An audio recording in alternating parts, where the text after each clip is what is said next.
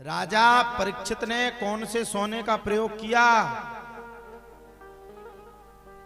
बोले राजा परीक्षित ने अधर्म से, अधर्म की कमाई से कमाए हुए सोने का प्रयोग किया। किसका? राजा जरासंध।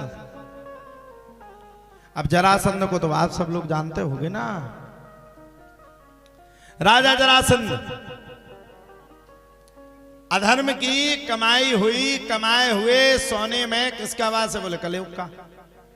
अब जरासंध भी पापी था, ये तो सबको पता है, उसकी कथा तो सबने सुनी है। राजा जरासंध के मुकुट को धारण किसने किया? परीक्षित ने। सबसे पहले परीक्षित के ऊपर कलयुग का वास हुआ। अब कलयुग तो कलयुग है, फिर तो वो अपने युग पे चलता है।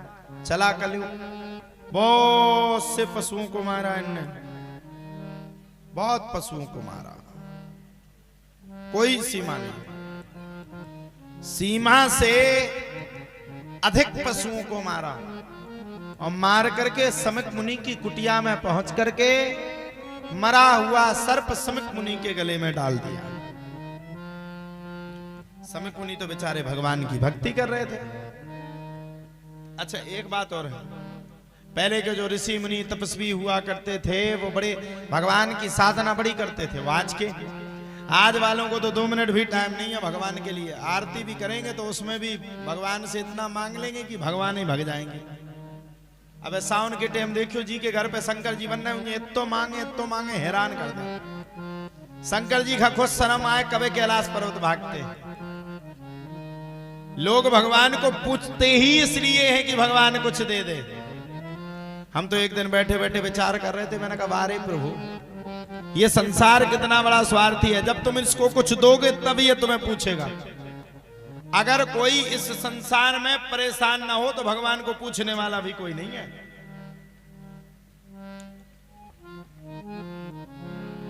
मंगलवार को देखो आप, संकट मोचन पे इतनी भीड़ लगेगी, इतनी भीड़, एक से एक आदमी मिलेंगे। कोई नारियल फोड़ता हुआ, कोई हनुमान चालीसा पढ़ता हुआ, कोई कुछ पढ़ता हुआ, कोई कुछ पढ़ता हुआ, भगवान से पूरे काम मनवाने।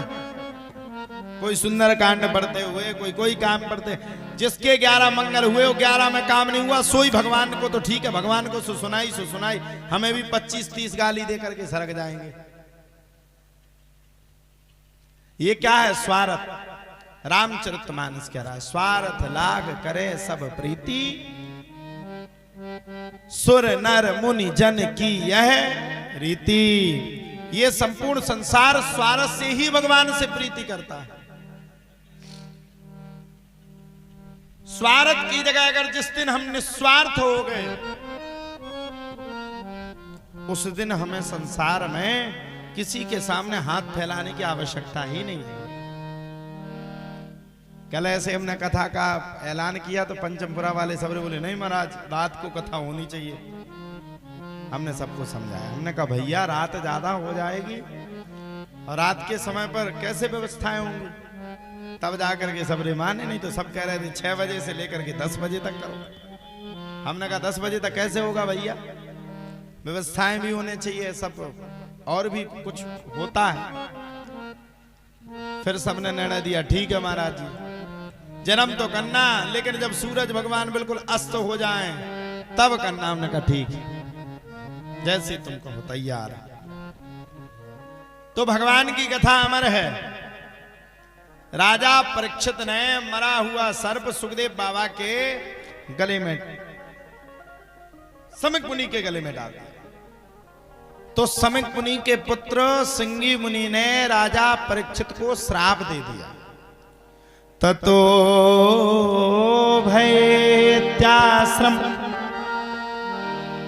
बालो गले सर्प कले विरम,